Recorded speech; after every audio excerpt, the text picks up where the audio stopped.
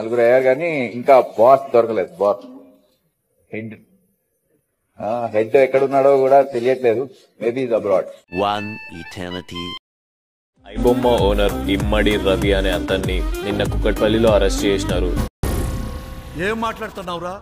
నరాలు కట్టి మానవ సంకల్పానికి తోడై నిలిచిందానై అయ్యో అయ్యో అయ్యో అయ్యో అయ్యో అయ్యో సావనే ప్రపంచం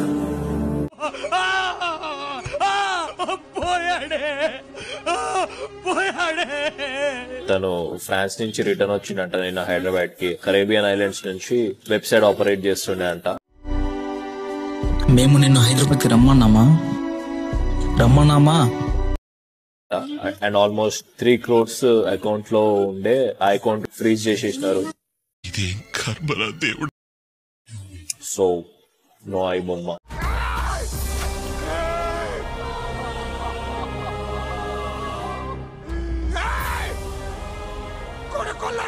తెలంగాణ పోలీసు ప్రెస్ కాన్ఫరెన్స్ చేసి మరి ఇప్పుడు చెప్పిర్రు మీడియాలో.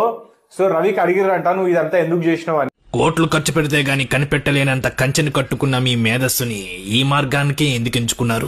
పోయిన సినిమాకి ప్రసాద్ ఐమాక్స్ కి పిల్లల్ని తీసుకెళ్తే పాప్కార్న్ కి పెప్సిల్కి 10,000 అవుతుందని భయపడి యూ బొమ్మలోనే ఆ బొమ్మను మీరు మీ పిల్లలకు చూపించారు. ఆ రోజు మీరు పడిన ఆనందాన్ని అందరి అరుగు దగ్గరికి అందించాలని ఈ మార్గాన్ని ఎంచుకున్నారు. You have my data. ఒకప్పుడు సింగిల్ థియేటర్ గల్లీకి ఒకటి ఉండేవి. ఇప్పుడు అందులో సగం పెళ్లి మండపాల్లా మారిపోయాయి. ఫ్లెక్సీలు కట్టుకోలేని, ఫ్లెక్సిబిలిటీ లేని మల్టీప్లెక్స్ లో మాల్లో ఎన్నుంటే ఏం లాభం సార్? ఎస్కలేటర్లు, ఎలివేటర్లు ఉన్నాయని మాల్లో మెయింటెనెన్స్ లన్నీ మూవీ టికెట్ల మీద పడితే మధ్య తరగతి కుటుంబ మెయింటెనెన్స్ ఏం కావాలి సార్? దీనికి మీరు ఏమంటారు సార్? మీరు చేస్తుంది సాయం అని, సమాజ సేవని సమర్థించుకుంటున్నారా? ఒక ప్రేమికుడికి భయం తన ప్రేయస్ అంటే సమోసాతో సరిపెట్టుకోకుండా ఎక్కడ పాప్కార్న్ పెప్సీ కాంబో అడుగుతుందేమో అని. నలుగురు పిల్లలున్న తండ్రికి భయం నాచోస్ అంటే లేస్ ప్యాకెట్ తో పిల్లలు కూర్చోకుండా ఎక్కడ నాచోస్ అని నాంచుతారేమో అని. లీటర్ వాటర్ 50 రూపాయలు, పావు లీటర్ పెప్సీ 180 రూపాయలు. పోనీ ఐనాక్స్ ఐమాక్స్ లో ఇంటర్వెల్ నుంచి తప్పించుకుని సింగిల్ థియేటర్ లో సమోసాతో సర్దుకుందాం అంటే అక్కడ టికెట్లు కూడా 300-400 పెడితే ఎలా సార్? ఇలాంటి కారణాల క్రైమ్ లో నుంచి పుట్టుకొచ్చింది ఈ పైరసీ.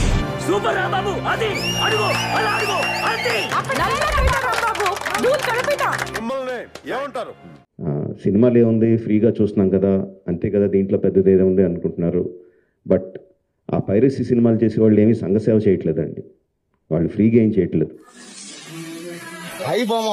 ఐబొమ్మ అతను అరెస్ట్ చేశారంట. మా దేవుడు, మా పేదవాళ్ళకి దేవుడే ఆయన. ఏం చెప్తున్నారు? ఇప్పుడు మరి ఇంత రేట్లు పెట్టారు కదా, దాని గురించి కూడా మాట్లాడొచ్చు కదా. ఒక్క టికెట్ 250 అట్లా ఉంటుంది. ఇప్పుడు పీవీఆర్ కు అయినా మాక్సిమం 300 ఉంటుంది పర్సన్ కి. ఉపయోగించుకోవాలి. శిక్ష మాకన్నా కూడా మీరు ఎక్కువ లూజ్ అవుతున్నారు ఈ పైరసీ చేయడం మూలంగా. Please don't get affected. Every one has a choice. కొన్ని 100 రూపాయలు పెట్టి సినిమా థియేటర్కి వెళ్ళి చూడడం ఒకటి, సంవత్సరానికి కొన్ని 100 రూపాయలు పెట్టి నెట్ఫ్లిక్స్ లాంటి లెజిటిమేట్ సైట్స్ని సబ్స్క్రిప్షన్ తీసుకొని సినిమా చూడడం ఒకటి, ఫ్రీగా ఈ పైరసీ సినిమాల్లో పైరసీ సైట్లో చూడడం ఒకటి. The choice is yours. లెజిటిమేట్గా చూస్తారా ఆర్ ప్రాణాల మీదకి తెచ్చుకుంటారా? The choice. మంచి పని చేసింది, అంత టాలెంట్ ఉందనంటే మంచి పని ఉపయోగండి మీరు చెప్పి. ఒక్క టికెట్ 250 అట్లా ఉంటుంది.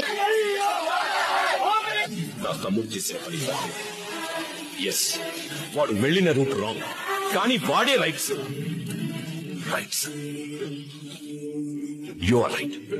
నువ్వు ఏ తప్పు చేయలేదు. అది వాళ్ళకేదో మీకు ఫ్రీగా సినిమాలు చూపించాలని కాదు. వాళ్ళకి దీని వెనకాల చాలా పెద్ద ప్లాన్ ఉంది. To make thousands of crores. Ravi ముందే చెప్పింది కదా, నేను ఎంచుకున్న మార్గం తప్పే కానీ నేను చేసేది మంచి పని అని చెప్పింది. ఇప్పుడు మనం బయట ఉండే వాళ్ళకి కూడా కానొస్తుంది కదా అది మంచి పనేనని. ఇప్పుడు డబ్బున్నోడు పాతడు, డబ్బున్నోడు 10 మందే ఉన్నారు, డబ్బు లేని వాళ్ళు 90 మంది ఉన్నారు. మరి 90 మంది మీరు 7,000 టికెట్ల రేట్లు పెంచి దాంట్లో పోయిన తర్వాత సినిమా చూసేటప్పుడు మరి పాప్కార్న్ కొనుక్కోవాలన్నా, సమోసా కొనుక్కోవాలన్నా, 100 కూల్ డ్రింక్స్ కొనుక్కోవాలన్నా 100 పెంచి మరి సగటు మధ్య తరగతి మనిషి ఎట్ట చూస్తాయి? సిగ్గు లేదు మీ అందరికి. ఇలాంటి దుర్మార్గుల్ని శిక్ష పడేదాకా, లేకపోతే ఇది అరెస్టులు కాదండి, ఎన్కౌంటర్లు చేయాలి. ఎన్కౌంటర్లు చేస్తే వాళ్ళు చేయకపోయినా సినిమా వాళ్ళన్నా చేయాలి కనీసం.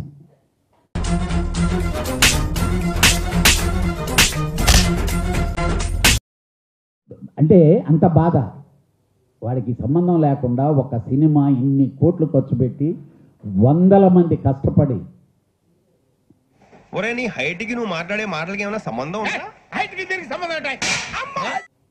వాళ్ళ బ్లడ్ని తాగుతుండే లాంటి వాడు బ్లడ్ చూడటం చాలా అవసరం. డెఫినెట్గా కమింగ్ డేస్లో ఒక్కడికి కానీ అలా జరిగితే నెక్స్ట్ వాడు డెఫినెట్గా ఓహో మనల్ని కూడా ఉంచనీరేమో అయిపోతారేమో అనే ఫీలింగ్తో భయం వస్తుంది. మీకు అర్థం అవ్వట్లేదు. మనం మీరు అట్లాంటి వాళ్ళని మూసేస్తే మనం రేపన్నాడు 20,000 పెట్టి టికెట్ కొనాలనుకుని ఆశ్చర్యపోవాల్సిన అవసరం లేదు. అర్థమవుతుందా? ఐ బొమ్మ కట్ అయింది, మూవీ రూల్స్ కట్ అయినాయి అని చెప్పేసి వాడు టికెట్ రేట్ పెంచుతూనే పోతాడు, మనం అడగ తినాల్సి వస్తుంది. చేసుకున్నాడు, దట్టు ఒక ఇంటర్ కాస్ట్ మ్యారేజ్ చేసుకున్నాడు. కానీ వైఫ్ ఏంటంటే చాలా రిచ్ ఫ్యామిలీ, మనోడు లోయర్ మిడిల్ క్లాస్. ఈ టైంలో ఏంటంటే వైఫ్ నేను ఎక్కువ సంపాదిస్తున్నాను, నేను చాలా రిచ్ ఫ్యామిలీ నుంచి వచ్చాను, నువ్వేంటి ఇలా ఉన్నావు, డబ్బు సంపాదించలేవు అనే ప్రెషర్ పెట్టడం వల్ల మనోడు కొంచెం మానసికంగా ఒత్తిడికి గురయ్యాడట. వైఫ్ తో పాటు వైఫ్ వాళ్ళ అమ్మ కూడా మన ఐబొమ్మ రవిని ఎక్కువగా టార్గెట్ చేసి నీకు ఇంతేనా, నువ్వేం చేయలేవా లైఫ్ లో, డబ్బు సంపాదించడం నీకు చేత కదా అనే మాటలు అనడంతో ఎక్కువగా ఇన్సెక్యూర్ గా ఫీల్ అయ్యి ఏదో ఒక రకంగా డబ్బు సంపాదించాలన్న ఆలోచనతో తను సెలెక్ట్ చేసుకునే పాత రైట్ ఆర్ రాంగ్ అనేది పక్కన పెట్టేసి కేవలం BSc ఎలక్ట్రానిక్స్ చేసి చిన్న చిన్న కోర్సెస్ కంప్లీట్ చేసుకుని ఇవాళ ఐబొమ్మ బొప్పం అనే ఒక వెబ్సైట్స్ కూడా తను క్రియేట్ చేయగలిగాడు.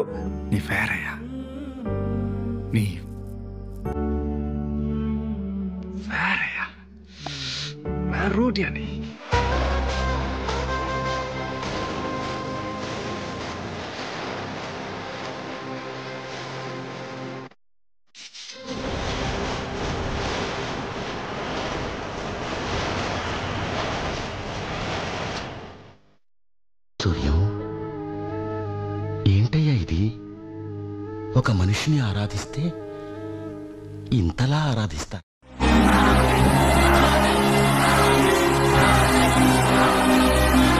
నేను చేసిన మంచి పెరగలేదు అన్నావు. చూడు, నువ్వు నాటిన విత్తనం పూల తోటలా ఎలా పెరిగిందో.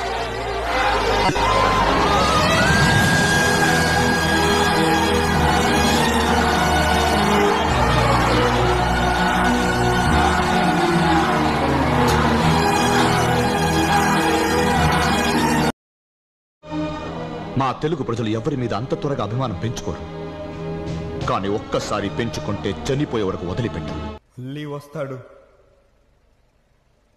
నా సలార్.